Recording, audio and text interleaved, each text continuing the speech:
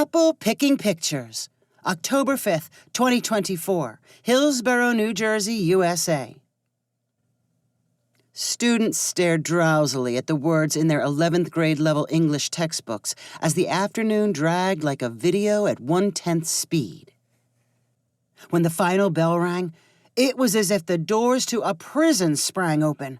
Students scrambled to get as far away as possible. If Myron Hanks knew what was waiting on the other side of the classroom door, he would have chosen different clothes that morning and done something with his hair. He may have applied some irresistible Axe body spray.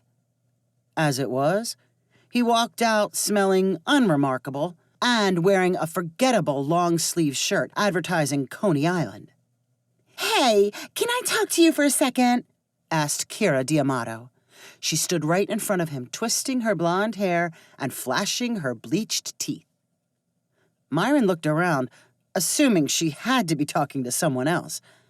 She stared back at him until he pointed a finger at himself in a "me" gesture. "Yes, you, Myron Hanks." "You know my full name?" Kira giggled playfully. "Of course. And I heard that you own an apple orchard." Myron struggled with a response. Yeah. Well, it's not really mine, it's my family's." "I'd love to see it." "You would?" "Apple orchards are perfect for pictures. Do you take lots of pictures?" "Not really."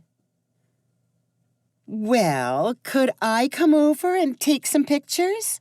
Kira asked flirtatiously. "Maybe bring some friends with me?" "You want to come to my house? With me there?" "Yeah, with you there. How about this Saturday? In the afternoon. I'll give you my number so we can text about it." "Okay."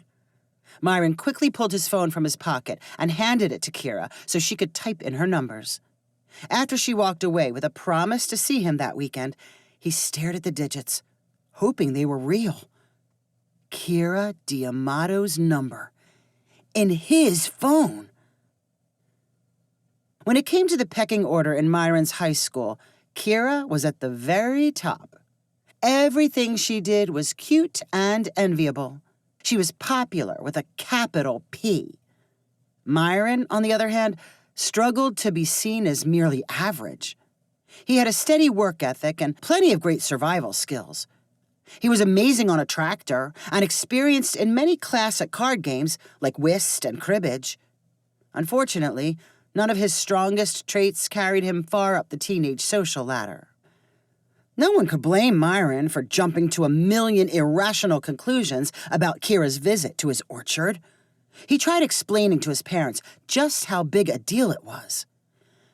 "It's Kira D'Amato.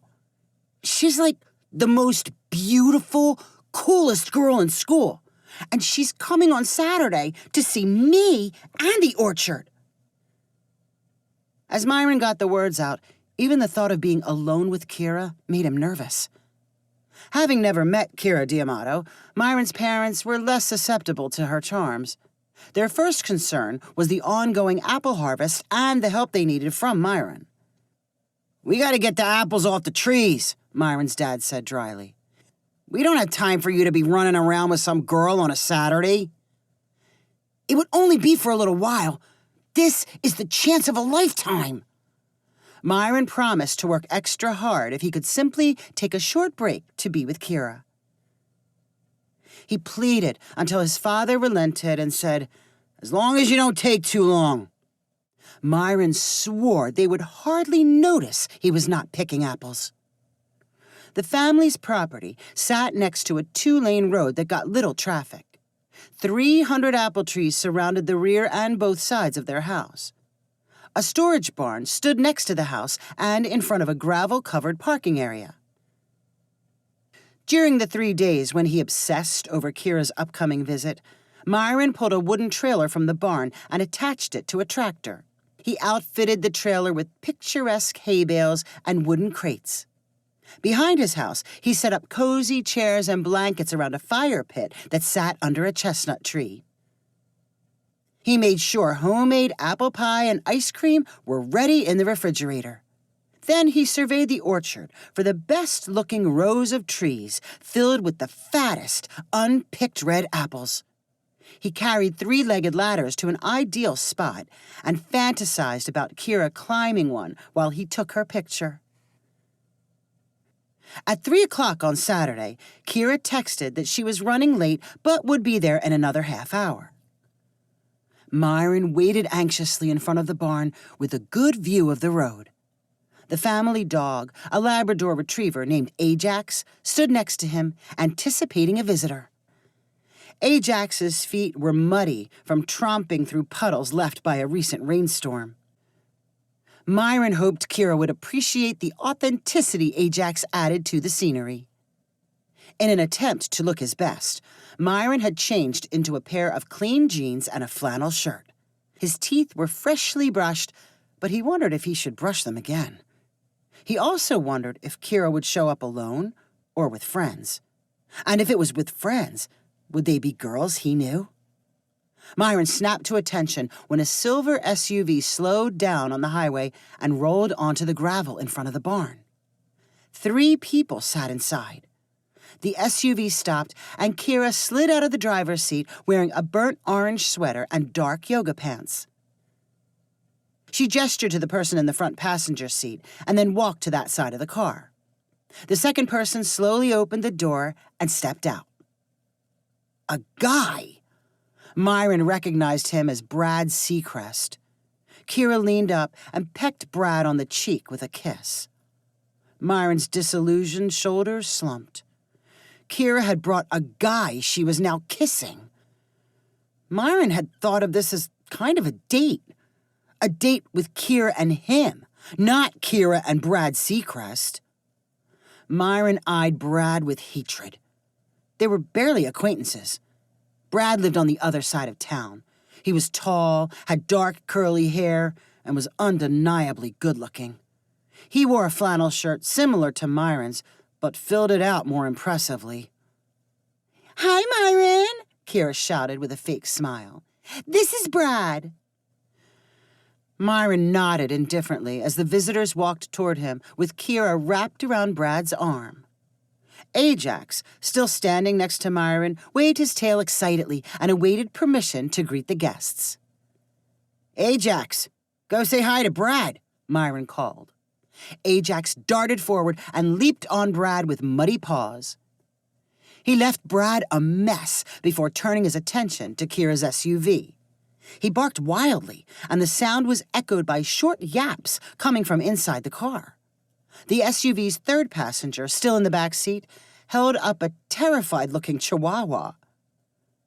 "That's Lauren and my dog, Sprinkles," Kira said, in a voice less friendly than her initial greeting. "Lauren's here to hold the camera. Sprinkles is here to look cute, but I don't think she'll get out of the car with your dog around. Can you put him someplace?" Myron's face looked stunned by the boldness of the request, but he said, "I guess I can lock him in the backyard." "That's great. And we'll convince Lauren and Sprinkles to get out of the car." Myron dragged Ajax to the backyard and attached his collar to a rope that kept him tethered. When Myron returned to Kira's SUV, Sprinkles was sniffing at the ground. Lauren Cohn, who Myron recognized from school, unloaded bags from the back of the SUV. "What's all that stuff?" Myron asked. Kira replied like she was talking to a baggage handler at a hotel. "Photo supplies, different clothes, a little pop-up tent for changing." She paused to take in her surroundings. "Look at all this nature. Feels like a whole different world. Where should we go first?" "I got a trailer ready with a tractor," Myron said, as he looked jealously at Brad. "I was thinking you might want to ride out to the trees on that." "Ooh, a tractor sounds totally on theme," Kira said, before ordering Brad and Lauren to gather up the supplies and follow Myron. He led them around the barn to the waiting wagon. Kira and Sprinkles climbed on first, and Kira arranged the bags in a way only she could understand. Myron hopped on the tractor and started the engine. After Lauren boarded the wagon and sat on a hay bale, Brad used his long legs to step onto the rear edge. Before Brad could balance himself, Myron saw a chance to repay him for ruining the afternoon. Myron popped the tractor's clutch, and the trailer jerked forward. Brad fell backward and ended up on his hands and knees in a shallow puddle. "Sorry about that," Myron shouted. "I thought you were on." He laughed to himself as Kira fussed over how dirty Brad looked. When a flustered Brad finally boarded the wagon, Myron drove slowly into the orchard. He found the row where he had planted ladders and stopped the wagon between two trees loaded with apples. "How about this?" he called, cutting the tractor's engine.